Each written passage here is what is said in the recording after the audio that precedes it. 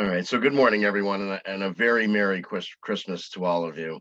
For many of you, this is a joyful, very joyful and happy day. And I know too well for many of you, this could be a stressful or painful day. And whether you're on wherever you are on your path, this message is for you today. Whether you're enjoying your first Christmas with a newborn baby or mourning the transition of a loved one. In this community of one, you are loved and cared for, and we are here for you. As the same with the Spirit, it is here for us too, to reach out and to make ourselves available to raising the Christ consciousness. This consciousness of Christ that lives within us, we need to open up and let it out. I want this to be the very best Christmas for all of us, no matter where we're going, what we're going through. If you're enjoying the heck out of every moment you're alive, then God bless you. That's the only thing God wants from us, is to have a good time all the time. And know this is truly available through God. And in the words of Reverend Patrick, we need to show God a good time. So Spirit shows up where Spirit is recognized, and Christmas miracles happen every day. The magic is in recognizing it, the one, and knowing we are one with it. We don't want to take away any beliefs that you may have from your upbringing about Christmas. We just want to add to it. Ernest always said he just add on to it. So I want to recognize Moni, Chris, and Reverend Jackie for their messages this month. And congratulations to Chris. He has been offered the senior minister position at Cape Coral, one of CSL's centers in Florida. So it's been a pleasure to have him here with us, and we're super excited for him. So as I was preparing for this, I was reminded, I think it was the first class that I took with Reverend Patrick. Patrick had asked the class, by the way, I have an update for you about Reverend Patrick. Without going into great details, he's having some serious health issues.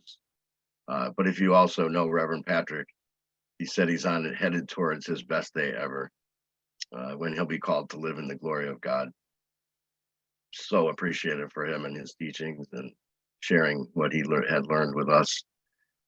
So if you'd like to send him a card, maybe something funny or just something saying, I was thinking about you, I know it would mean a lot to him. And if Cassie could put that, our P.O. box up in there, if you could mail it to the P.O. box, we'd be happy to get them to him. So what he asked the class was, what does a world that works for everyone mean to you? And I remember saying, where everyone just shared what they had. So today's challenge is to share something that you have with someone today and notice how it makes you feel. And if we all just simply shared what we have, there would be abundance for everyone. So today you have the opportunity to bring about a new you, to bring forth that Christ into our lives. That is what Christmas is all about. That's why they call it Christmas. Christmas is a time to recognize the Christhood that we inherited, and that's part of our heritage. When we can embrace that, we can start to live it. You can't experience something that you don't embrace. So Christ is the perfect human consciousness that God created. It's the perfect idea of humanity. And Jesus expressed that consciously. That's why he was as powerful as he was. The science of mind, I wanted to share this today. The science of mind is the study of life and the nature of laws of thought. The conception that we live in a spiritual universe, that God is in us, around us, and for us. And there is nothing against us. Spirituality is natural goodness. God is not a person. Excuse me, God is a presence personified in us. Spirituality is not a thing.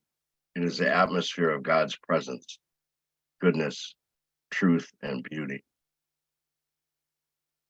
So the topic for this week is nativity, and we have an affirmation for this, and it is, I am grateful for the gifts that are mine to share.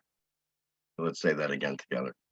I am grateful for the gifts that are mine to share. I had a laugh as I was looking through the structure was from the home office for the talk today. And it's 10 years ago that this came to me as I was writing the idea of sharing. So I'd like to sum up the monthly theme on community, this being the last Sunday of the month, also the last Sunday of 2022. As we come close to the end of the year, we won't be having the burning bowl ceremony on New Year's Eve as we had in the past, but we will be doing something similar next Sunday. So please join us. And I want to encourage all of you to come up with a new tradition, a new vision of what Christmas is and what it means to you. I know for me, Christmases have changed over the years with different people coming in and leaving and the loss of loved ones. So it's always changing. So if you embrace and embody the idea of this Christ consciousness within you, your life will begin to unfold with peace and grace. Every year, things and situations change, and it's impossible to enjoy the now if we are stuck in a past or reluctant to change. So embrace the now with the Christ consciousness of love and allow it to flow through you. So that's a great affirmation. Let's say it with me. I embrace the Christ with love. We'll say that 2 more times. I embrace the Christ with love. I embrace the Christ with love. You feel that? It gives me goosebumps just to repeat that. Spirit is always listening to us and always with us. We are never alone. So community is the invisible membrane that we all live inside. Community is where we play out our lives on a greater scale, larger scale, both consciously and unconsciously.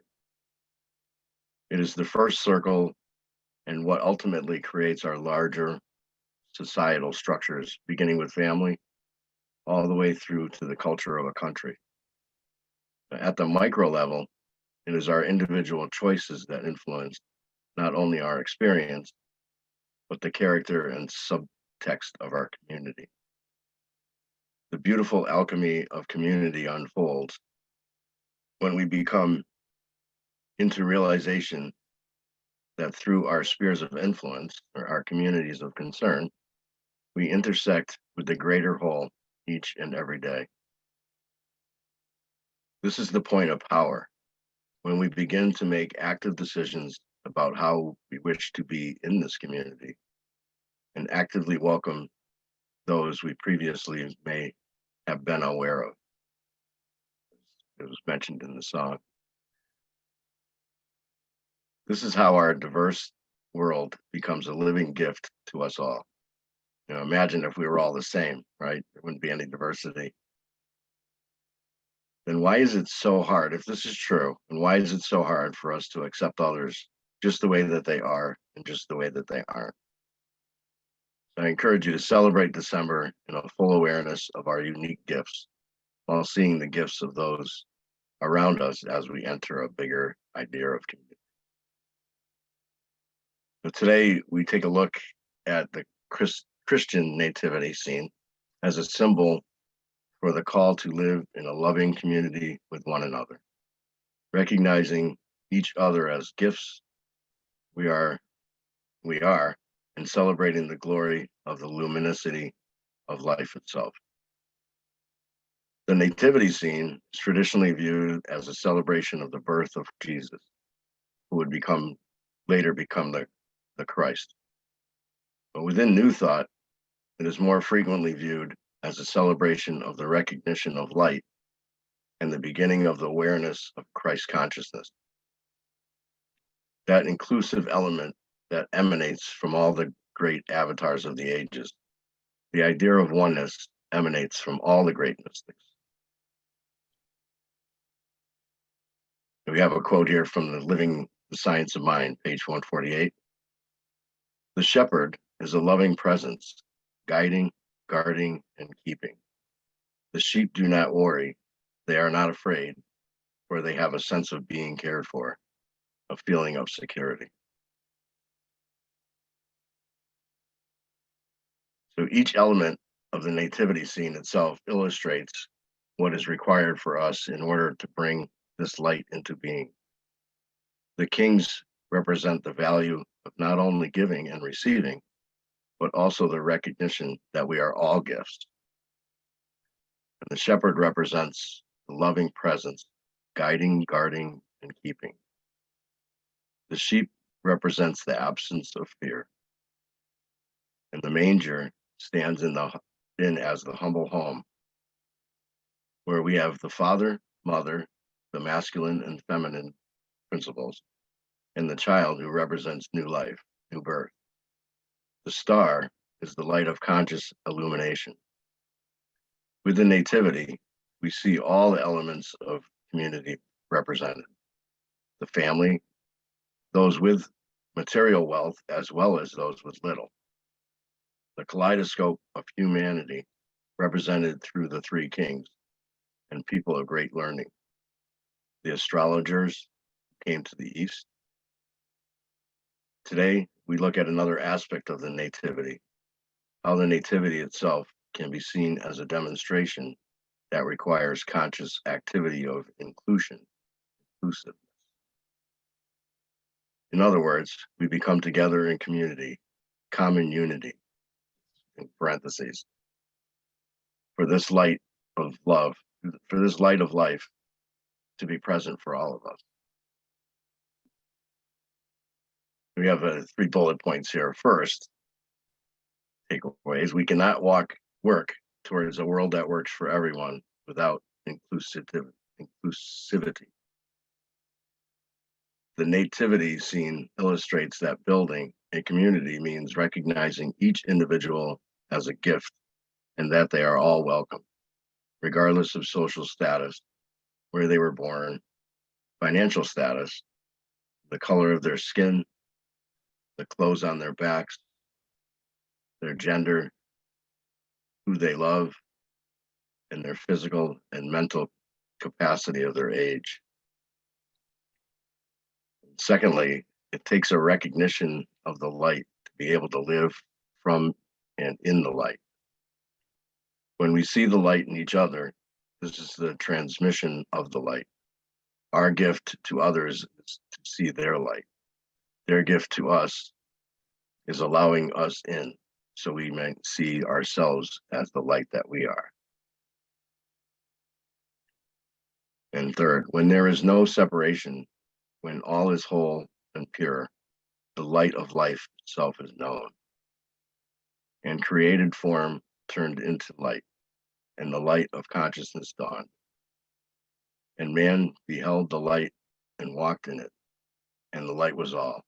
That's from Ernest Holmes' Living the Science of Mind, page 147.